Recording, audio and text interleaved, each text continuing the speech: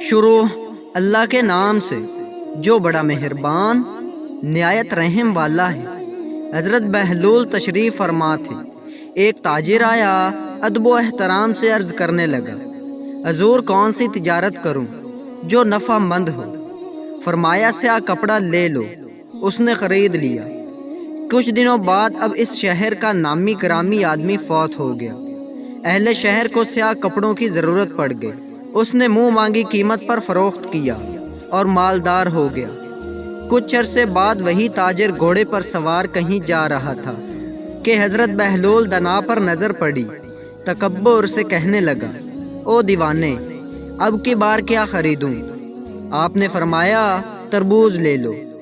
اس نے دستیاب سارے تربوز لے لیے۔ کوئی سوداگر نہ ملا۔